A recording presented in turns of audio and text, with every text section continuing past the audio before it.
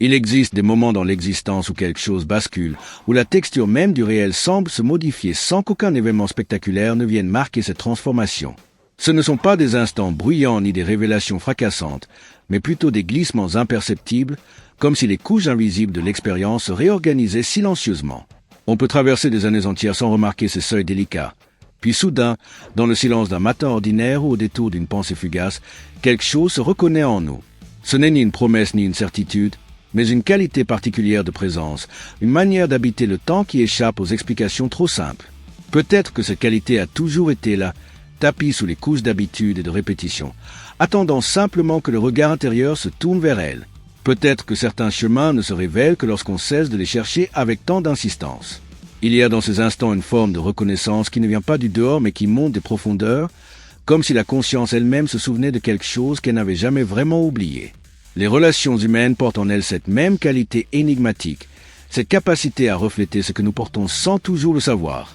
Lorsqu'on observe attentivement les rencontres, les conversations, les silences partagés, on peut parfois percevoir des échos, des résonances qui dépassent les mots échangés.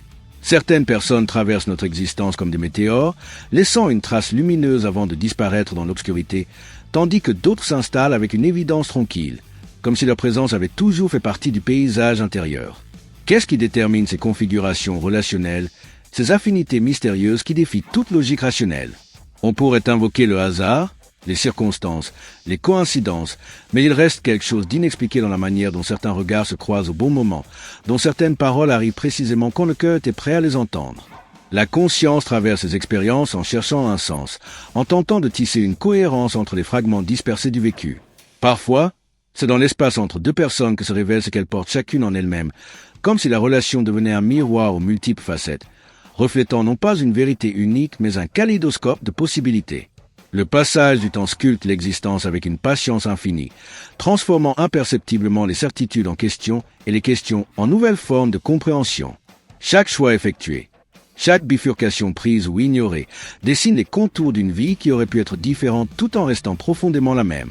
Il y a une étrangeté dans cette continuité paradoxale, dans le fait que nous restons reconnaissables à nous-mêmes tout en devenant quelqu'un d'autre au fil des saisons. Les signes discrets de l'existence se manifestent partout pour qui accepte de les percevoir, non pas comme des messages codés destinés à révéler un avenir écrit d'avance, mais comme des invitations à approfondir la qualité de l'attention portée au présent. Un oiseau qui change brusquement de trajectoire, une lumière particulière à travers les feuillages, une phrase entendue au hasard d'une conversation lointaine, tous ces détails infimes peuvent devenir des portes vers une compréhension plus vaste si on les accueille sans les forcer à entrer dans un système d'interprétation rigide. La connaissance de soi émerge justement de cette disponibilité, de cette capacité à rester ouvert aux résonances subtiles sans chercher à les capturer dans des explications définitives. Observez comment certaines émotions reviennent selon des cycles presque prévisibles, comment certains schémas se répètent jusqu'à ce qu'ils soient vraiment vus, comment la résistance elle-même devient parfois le chemin. Tout cela compose une cartographie intérieure qui ne cesse de se redessiner.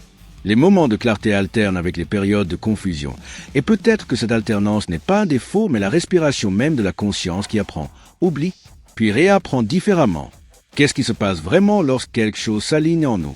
Cette question traverse les philosophies, les traditions spirituelles, les sciences de l'esprit, sans jamais recevoir de réponse unique et satisfaisante. On parle parfois de cohérence, d'harmonie, de résonance, comme si différentes parties de l'être entraient soudain en phase, cessant de se contrarier pour commencer à collaborer.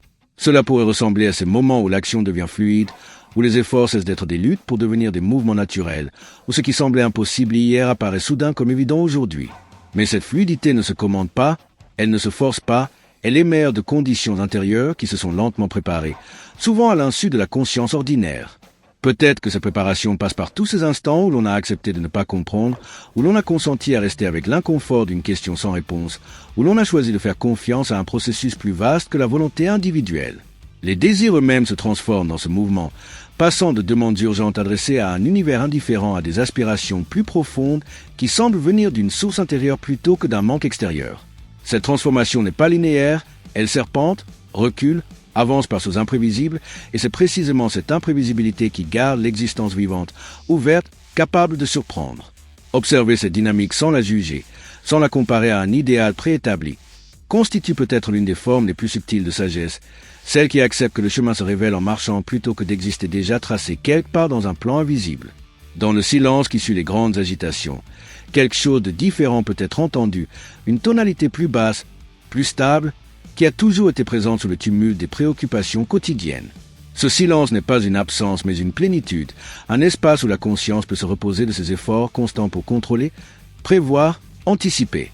Il y a une qualité de paix dans cette reconnaissance que tout ne doit pas être résolu immédiatement, que certaines questions peuvent demeurer ouvertes sans que cela ne constitue un échec. Le recul permet de voir les motifs récurrents, les thèmes qui traversent une vie comme des fils conducteurs, tissant une trame dont le dessin complet ne se révèle que progressivement. Peut-être que ce que nous cherchons à manifester, à faire apparaître dans le visible, était déjà présent dans l'invisible, attendant simplement que notre regard intérieur devienne assez clair, assez stable, assez patient pour le percevoir. Cette clarté n'exige pas de perfection. Elle demande seulement une honnêteté tranquille, une disposition à voir ce qui est plutôt que ce qui devrait être. Dans cet espace de vision élargi, les jugements se dissolvent progressivement, laissant place à une curiosité renouvelée pour le mystère de l'existence. Chaque instant devient alors une possibilité plutôt qu'une répétition. Chaque rencontre une occasion d'apprendre quelque chose de neuf sur la manière dont la conscience expérimente, elle-même à travers la diversité des formes et des situations. Et dans cette reconnaissance paisible, sans urgence ni attente fixe, la vie continue de se déployer selon ses propres rythmes, invitant à une participation consciente plutôt qu'à une maîtrise illusoire, offrant la possibilité d'habiter pleinement le présent sans le figer dans des interprétations prématurées.